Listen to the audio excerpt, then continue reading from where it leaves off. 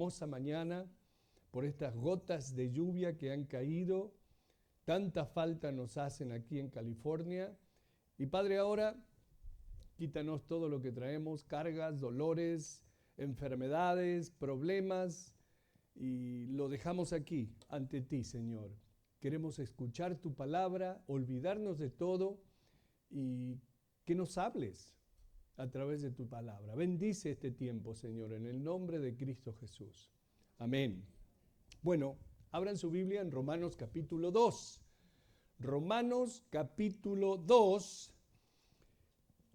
En el capítulo 1, mejor dicho, desde la mitad del capítulo 1, el apóstol Pablo, quien escribió esta carta a la iglesia de Roma, comienza a la iglesia de Cristo en Roma, quiero decirles, ¿ok?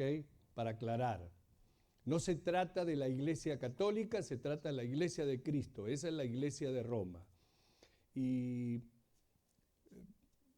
como les decía, a mediados del capítulo 1, Pablo comienza a hablar sobre las personas que, conociendo a Dios, deciden rechazarlo. Y la semana pasada vimos qué ocurre con ellos. Ahora aquí en el capítulo 2 continúa con la misma conversación y enseñanza. De manera que para entrar en tema, vamos a volver a leer desde el versículo 24 del capítulo 1 y luego continuamos con el capítulo 2. Dice así, Romanos 1:24, por lo cual también Dios los entregó a la inmundicia en las concupiscencias de sus corazones, de modo que deshonraron entre sí sus propios cuerpos, ya que cambiaron la verdad de Dios por la mentira, honrando y dando culto a las criaturas antes que al Creador, el cual es bendito por los siglos. Amén. Por esto Dios los entregó a pasiones, vergonzosas, pues aún sus mujeres cambiaron el uso natural por el que es contra naturaleza. Y de igual modo, también los hombres, dejando el uso natural de la mujer, se encendieron en su lascivia unos con otros, cometiendo hechos vergonzosos hombres con hombres y recibiendo en sí mismos la retribución debida a su extravío. Y les di como ejemplo que la retribución debida a su extravío, en este caso sería el SIDA, a causa de la homosexualidad. Y como ellos no aprobaron tener en cuenta a Dios, Dios los entregó a una mente reprobada para hacer cosas que no convienen, estando atestados de toda injusticia, fornicación, perversidad, avaricia, maldad, llenos de envidia, homicidios, contiendas, engaños y malignidades, murmuradores, detractores, aborrecedores de Dios, injuriosos, soberbios, altivos, inventores de males, desobedientes a los padres. Sigo. Necios, desleales, sin afecto natural, implacables, sin misericordia, quienes habiendo entendido el juicio de Dios, que los que practican tales cosas son dignos de muerte, no solo las hacen, sino que también se complacen con los que las practican. ¡Wow! Leemos esta lista aquí de cosas tan horribles que describe el apóstol Pablo, y la verdad que nos hacemos cruces, aquellos que todavía se acuerdan de eso. Bueno, y se nos hace fácil decir, qué horrible, wow, ¿qué vamos a hacer? El mundo está cada día peor. Es increíble que la gente pueda hacer ese tipo de cosas. Y pensamos, están todos locos, pero es lo que está pasando hoy. Sí, somos rápidos para ver los errores de los demás y juzgar a los demás. Pablo aquí en el capítulo 2, versículo 1, en Romanos capítulo 2, versículo 1 dice, un momentito, ¿por qué juzgan a los demás?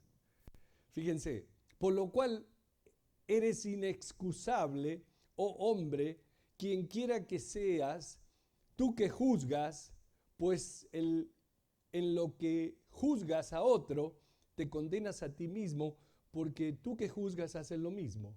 Hello. Nos está diciendo que tenemos que tener mucho cuidado cuando juzgamos a los demás, porque si tengo capacidad para juzgar a alguien y decirle eso está mal, no debes hacerlo, por lo que dice Pablo aquí, yo mismo me estoy condenando porque yo sé que eso está mal. Y si lo hago, es doblemente malo porque yo dije que estaba mal que los demás lo hicieran. Y es sorprendentemente horrible cómo se ven nuestros pecados cuando los demás los cometen. Es muy común ver en los demás los pecados que tienen raíces en nosotros. Si prestamos atención, nos damos cuenta que nosotros cometemos los mismos pecados que tanto nos asombramos en los demás. Y lo hacemos en las más diversas formas socialmente aceptables en la iglesia. Por ejemplo, algo en que la mayoría, aquí me escribí que todos caemos, pero diría en la mayoría que hacemos alguna vez, es el chisme.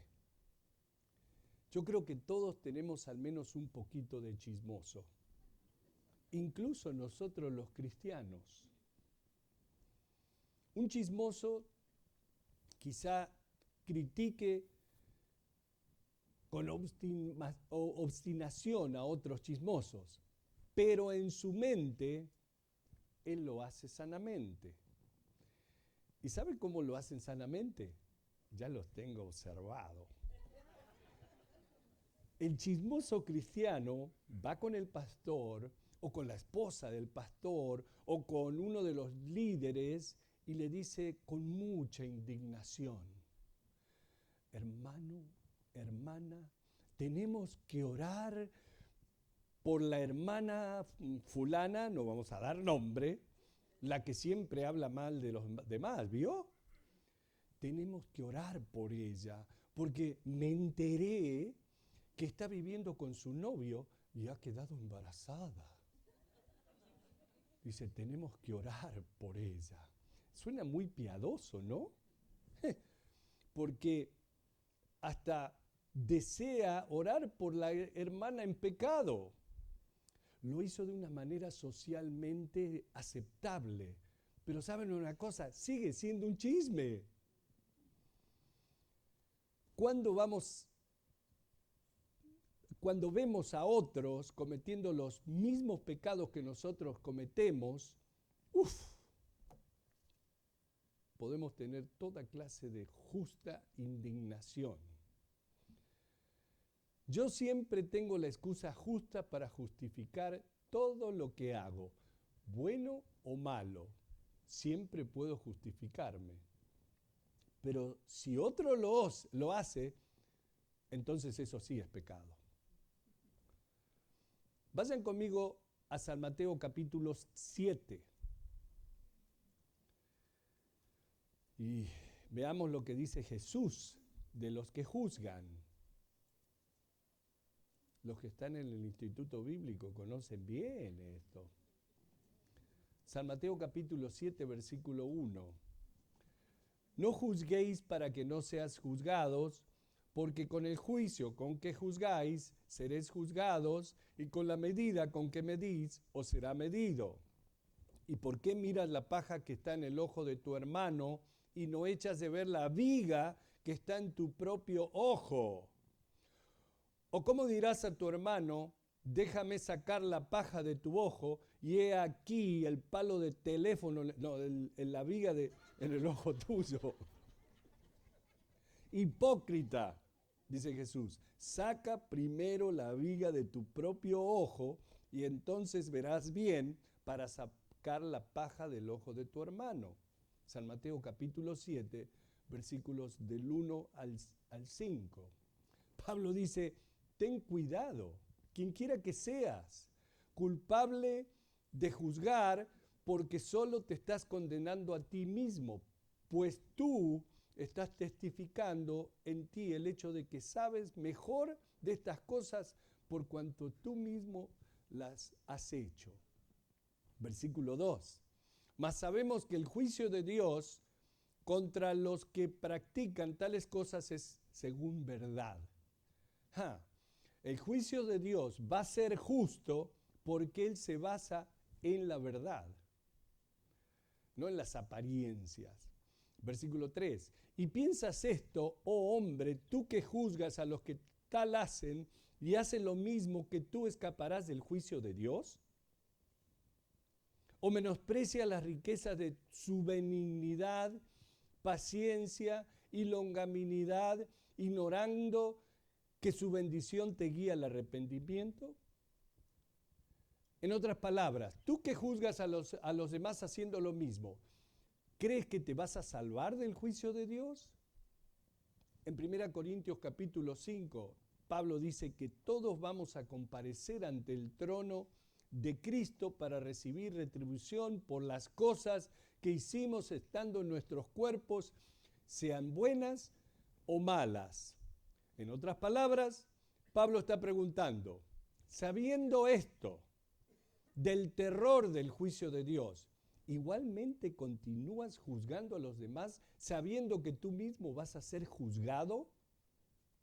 ¿Piensas que vas a escapar del juicio de Dios? ¿Crees que vas a tener algún tipo de inmunidad, una exculpación divina? ¿O menosprecias la riqueza de la bondad de Dios y de su paciencia, su tolerancia? El error que muchos cometen a menudo es el mal interpretar la paciencia de Dios. Créanme que Dios es misericordioso con nosotros. Sí lo es.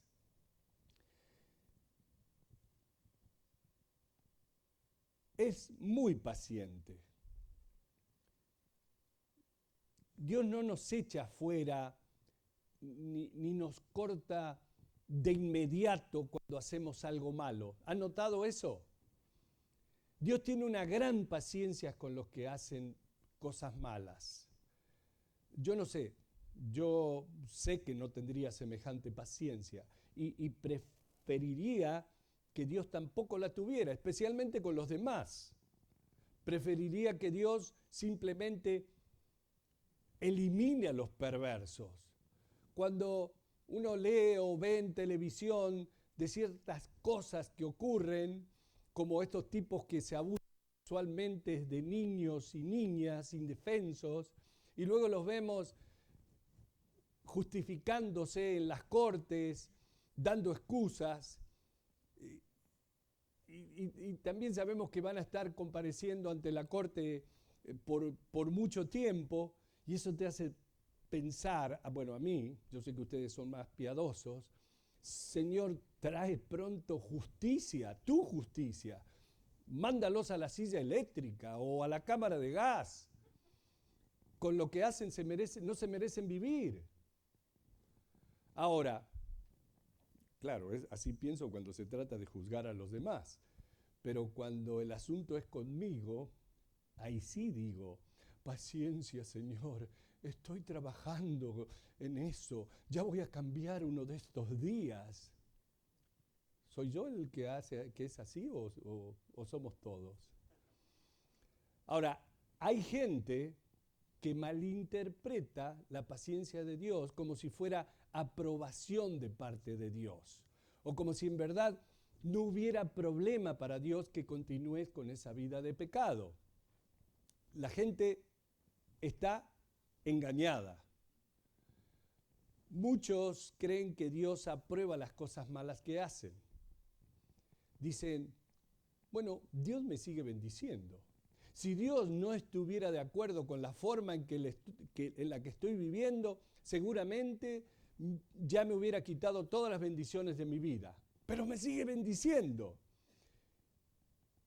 Y por causa de que sus vidas continúan siendo bendecidas por Dios, ellos piensan, bueno, Dios aprueba lo que hago. Pero en realidad no es así. Nadie se puede escapar al juicio de Dios. Pablo dice, o menosprecia las riquezas de su benignidad, paciencia y longanimidad. ¿Saben qué significa paciencia y longanimidad? Tolerancia, ignorando que su benignidad te guía al arrepentimiento. O sea que no se dan cuenta que la paciencia de Dios es para que se arrepientan, para que recapaciten, se den cuenta que están mal. Dios es bueno, es paciente con nosotros. Versículo 5. Pero por tu dureza y por tu corazón no arrepentido, atesoras para ti mismo ira para el día de la ira y de la revelación del juicio, del justo juicio de Dios. ¡Wow! Lo voy a leer de nuevo. Pero por tu dureza y por tu corazón no arrepentido, que continúas en el pecado, atesoras para ti ira para el día de la ira y de la revelación del justo juicio de Dios. En otras palabras, Pablo está diciendo, por tu terquedad y por tu corazón insensible, sigues acumulando castigo contra ti para el día de la ira, cuando Dios revele su justo juicio. ¿Cómo es esto? Actualmente es como una represa, como un dique reteniendo ese juicio de Dios. Dice, tú solo estás acumulando eso mientras continúas en tus pecados e injusticias. Se está acumulando, se está guardando y un día la represa se va a abrir y el flujo del juicio de Dios te arrastrará afuera. Aunque mientras tanto, Dios en su bondad retarda su juicio para darte tiempo para que te arrepientas. ¿Por qué? Porque Dios es paciente. Y es muy fácil para nosotros confundir la paciencia de Dios con la aprobación de la forma equivocada en que vivimos. La tierra en la cual vivimos está madurando para juicio. De hecho, como veo el mundo de hoy y las cosas en el mundo, me pregunto, ¿cuánto más puede esperar Dios antes de que juzgue? La Biblia dice que Dios esperó mucho tiempo mientras Moisés construía el arca. ¿Cuánto esperó? 120 años, pero el juicio llegó. El juicio de Dios llegó. Y nosotros, como dice Pablo, solo estamos atesorando o guardando para el día de la ira de la revelación del justo juicio de Dios. Dice, pero por tu dureza y por tu corazón no arrepentido, atesoras para ti mismo ira para el día de la ira y de la revelación del justo juicio de Dios, el cual pagará a cada uno conforme a sus obras. Ay, ay, ay. ¿Cómo son tus obras? Bueno, yo me pongo a preguntar, ¿cómo son las mías? Versículo 7. Vida eterna a los que, perseverando en bien hacer, buscan gloria y honra e inmortalidad. Pero ira y enojo a los que son contenciosos y no obedecen a la verdad, sino que obedecen a la injusticia, tribulación y angustia sobre todo ser humano que hace lo malo, el judío primeramente y también el griego, pero gloria y honra y paz a todo el que hace lo bueno, al judío primeramente y también al griego, porque, ¿saben por qué? Porque para Dios somos todos iguales. Y miren lo que dice, porque no hay acepción de personas para con Dios. A Dios no le importa que seas judío, griego, mexicano, guatemalteco, argentino, para Dios somos todos iguales. Lo que eres y lo que estás haciendo es lo que Dios reconoce. Si aceptas a Jesús, o sea, si aceptaste a Jesús como tu Dios y Salvador, ya sabes que recibiste el perdón de pecados, la salvación, la vida eterna, el Espíritu Santo vive dentro de ti y eres considerado hijo de Dios y como hijo, heredero con Cristo Jesús. Está bien claro, lo sabemos. Ahora, si no aceptas a Cristo Jesús como tu Dios y Salvador, también ya sabes lo que te espera.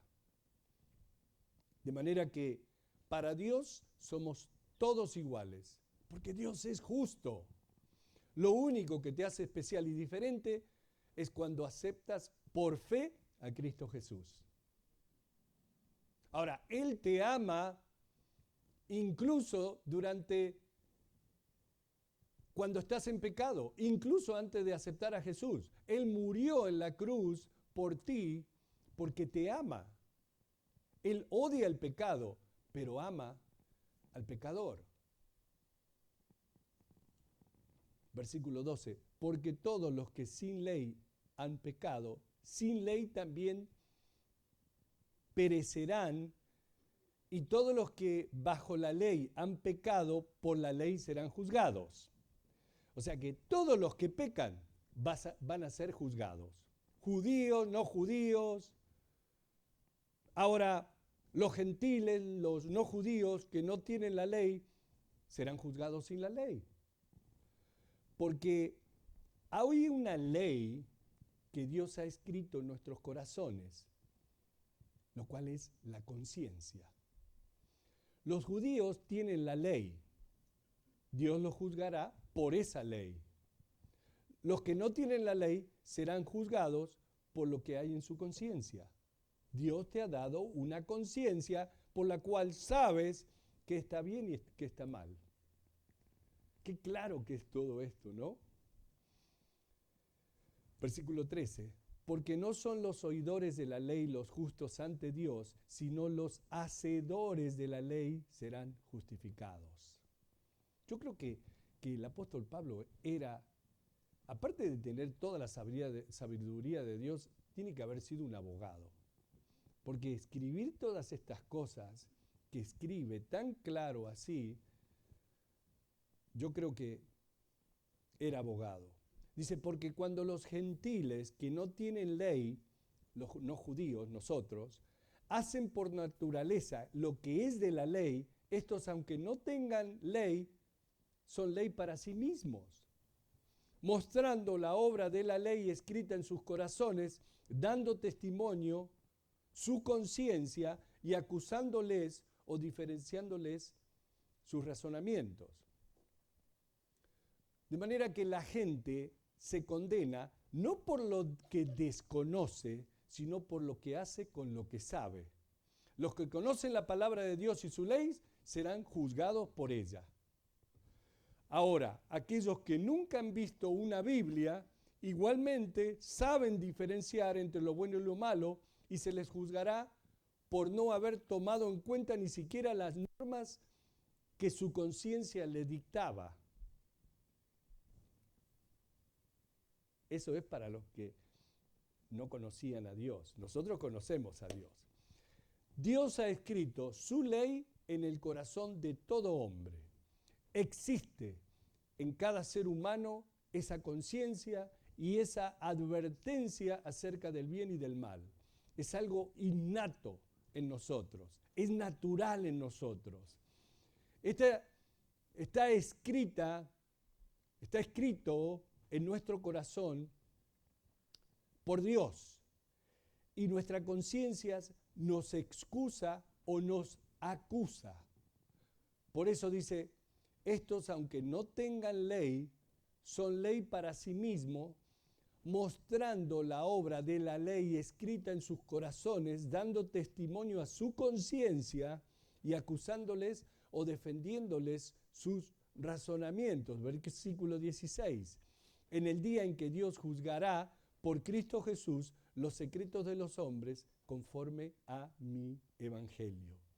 Llegará un día en que todos vamos a ser juzgados por Dios, dice Pablo aquí.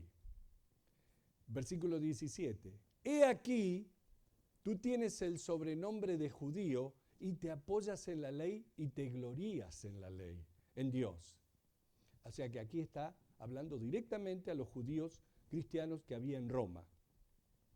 Y conoces su voluntad e instruido por la ley apruebas lo mejor.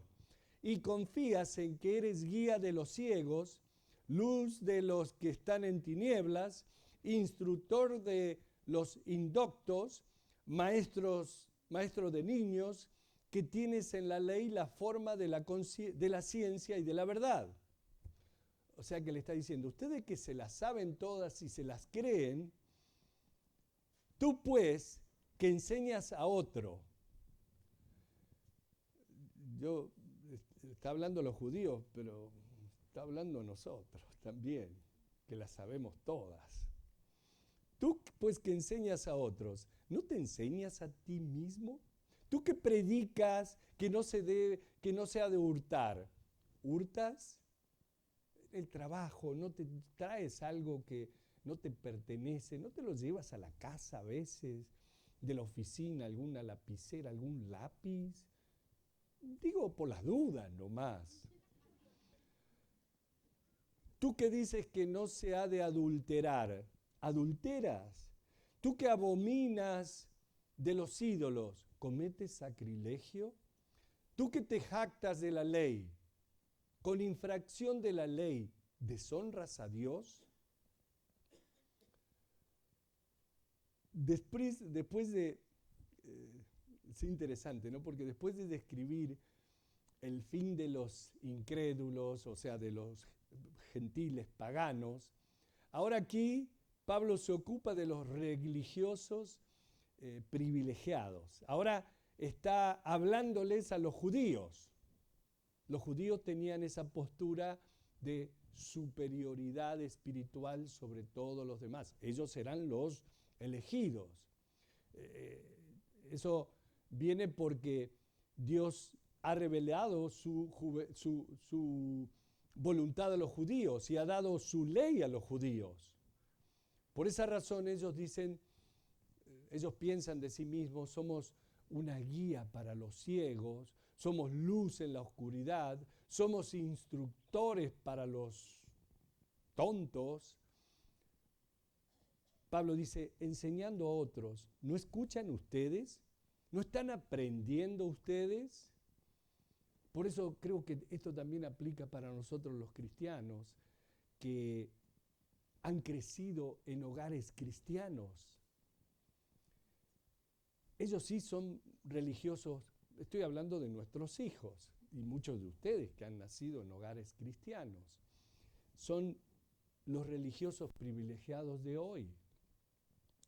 La condenación de Pablo también es aplicable a ellos si no llegan a vivir conforme a lo que saben. El Señor Jesús le dijo a sus discípulos que si su justicia no era mayor que la de los escribas y la de los fariseos, no entrarían en el reino de los cielos.